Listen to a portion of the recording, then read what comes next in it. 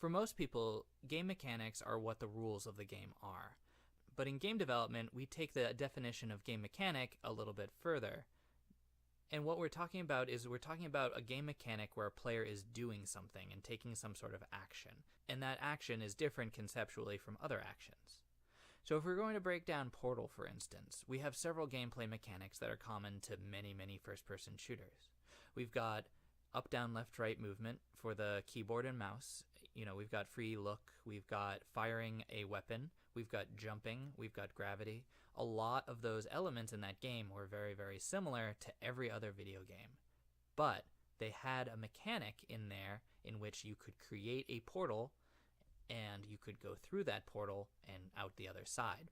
That mechanic was what made the entire game different from everything else. But if we wanted to look at that game a little bit further, there are several mechanics in there that aren't described by the cut and dry rules of what can the player do as far as push forward, push back. For instance, there's the long jump. In Portal, what you do is you put one portal on the floor very far away, if you can, and then you put another portal up on the wall high up. And you jump into the one on the floor, and you are propelled outward at a higher velocity than you would otherwise have able to have jumped. There are several levels in Portal that actually teach you this gameplay mechanic specifically, even though that is not technically a different thing, it is just the same thing. And that's kind of where game mechanics are. They are the rules of the game, but they're also interplay between different rules that allow players to take different actions that mean something in the game. So how do you even break down a game to begin with? In this class, we're going to do a mechanics breakdown paper. And what I want you to do is take a game and describe each mechanic and what you can do in the game. Study its game mechanics, and then describe anything else the player can do. You're also going to separate the game mechanics into pillars of gameplay.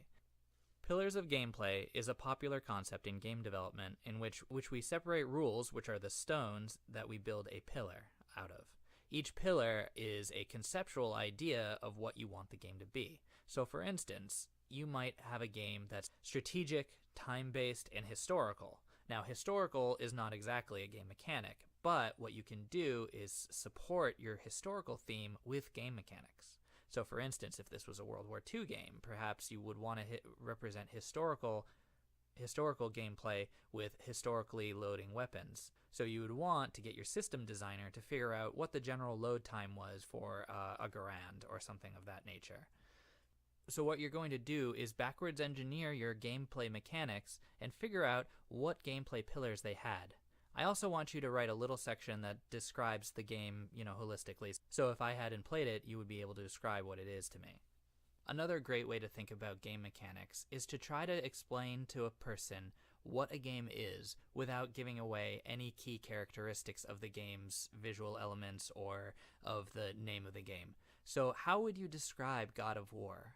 Would you, if you were going to describe God of War, you might describe that game without using anything about Greek, or, you might not say anything about Greek mythology, and you wouldn't say anything about the main character or any of the storyline. But what you can do is you can describe the game within game.